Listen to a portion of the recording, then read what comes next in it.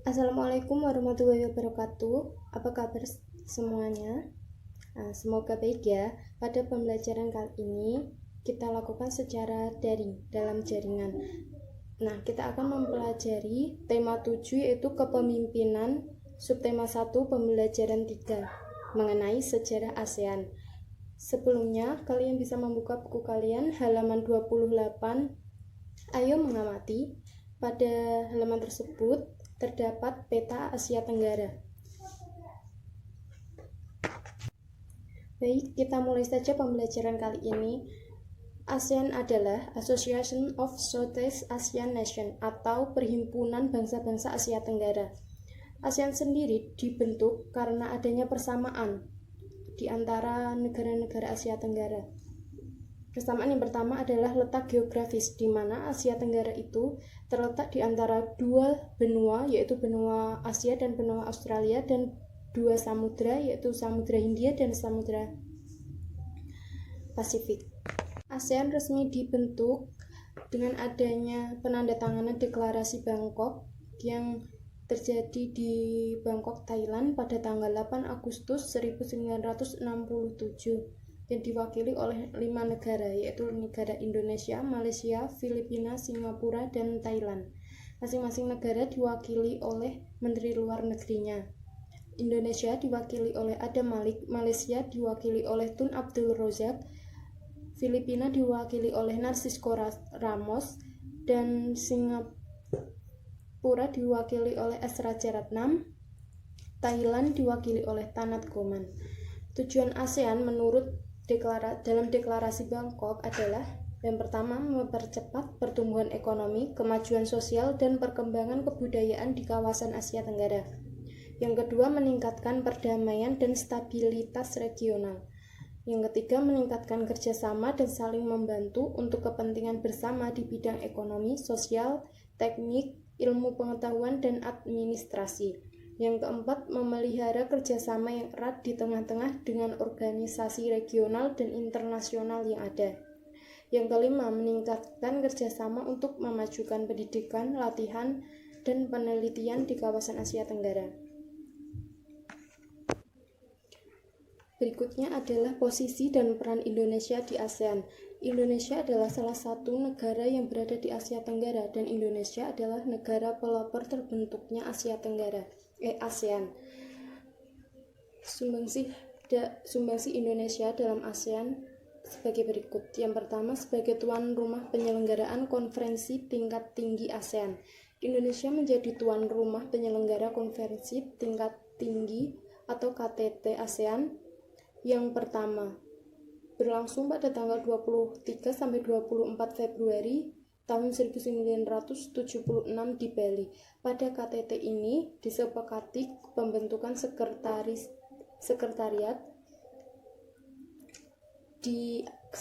ASEAN yang dibuat di Jakarta. Tokoh yang menjabat sekretariat jenderal atau sekjen pertama ASEAN adalah H.R. Darsono pada tahun 1977 sampai 1978, Urmadi Nyotowijono pada tahun 1978 sampai 1979, dan Rusli Nur yang menjabat selama 3 tahun pada tahun 1989 sampai tahun 1992.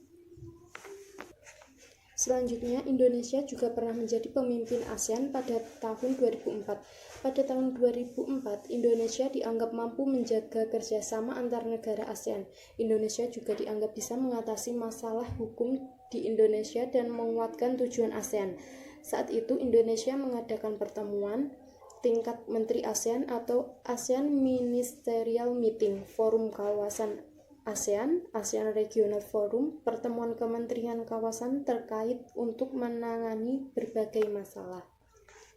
Indonesia juga pernah menjadi tuan rumah pertemuan khusus pasca gempa dan tsunami. Pertemuan khusus ini berlangsung pada Januari 2015. Dalam pertemuan ini dibahas tindakan mengatasi bencana tsunami pada 26 Desember 2004. Indonesia juga pernah mengusulkan pembentukan komunitas keamanan di Asia Tenggara. Gagasan ini disampaikan oleh Menteri Luar Negeri Hasan Wirajuda mengenai sistem pertahanan di setiap negara. Dalam hal ini, setiap negara menyiapkan sistem pertahanan dan menghadapi serangan terorisme, separatisme, dan kejahatan internasional lainnya. Pada era globalisasi ini, interaksi antar ruang di wilayah Asia Tenggara semakin berkembang. Terbukti adanya kerjasama antar negara anggota ASEAN dalam bidang ekonomi, sosial, politik, dan teknologi, serta pendidikan. Bagaimana sih posisi dan peran Indonesia dalam lingkup ASEAN sendiri dalam bidang ekonomi, dan peran Indonesia dalam kerjasama di bidang ekonomi dalam lingkup ASEAN? Dalam lingkup ASEAN, negara-negara anggota berupaya mewujudkan integrasi ekonomi ASEAN. Untuk mendukung upaya ini dibentuklah KEA, yaitu Komunitas Ekonomi ASEAN. Apa saja wujud integrasi ekonomi ASEAN ini? Nah, ada dua wujudnya, yaitu yang pertama, tercapainya wilayah ASEAN yang aman dengan dinamika pembangunan lebih tinggi. Yang kedua, pengentasan kemiskinan masyarakat ASEAN dan peningkatan pertumbuhan ekonomi untuk mencapai kemakmuran serta merata dan berkelanjutan. Bagaimana pelaksanaan KEA? Pelaksanaan KEA memiliki 4 karakteristik utama. Keempat karakteristik pelaksanaan KEA yaitu pasar tunggal dan basis produksi, kawasan ekonomi berdaya saing tinggi, kawasan dengan pembangunan ekonomi merata, serta kawasan terintegrasi penuh dengan ekonomi global. Berkaitan dengan pelaksanaan KEA, negara-negara ASEAN menjalin kerjasama ASEAN di bidang ekonomi. Salah satunya adalah membuka pusat promosi ASEAN. Nah, promosi ini dibuka di Jepang. Sektor yang dipromosikan meliputi perdagangan, pariwisata, dan investasi. Program ini bertujuan untuk meningkatkan kegiatan ekspor negara-negara ASEAN ke Jepang. Selain itu, untuk meningkatkan jumlah investor Jepang ke negara-negara ASEAN. Yang kedua adalah sebagai negara yang menyediakan cadangan pangan. Peran ini dilakukan Indonesia untuk menyediakan cadangan pangan negara ASEAN. Tidak hanya menguntungkan secara ekonomi, peran ini juga dilakukan saat negara lain mengalami krisis pangan.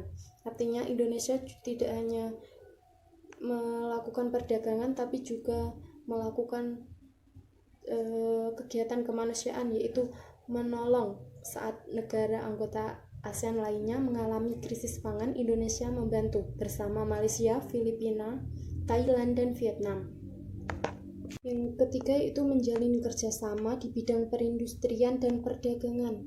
Apa saja sih dalam bidang perindustrian dan perdagangan yang dilakukan? Nah, yang pertama adalah perdagangan barang dan fasilitas perdagangan. Kerjasama di sektor industri dilakukan melalui ASEAN Industrial Cooperation atau AICO. Negara-negara ASEAN terlibat dalam beberapa proyek industri seperti pupuk, tembaga, vaksin, dan abu soda.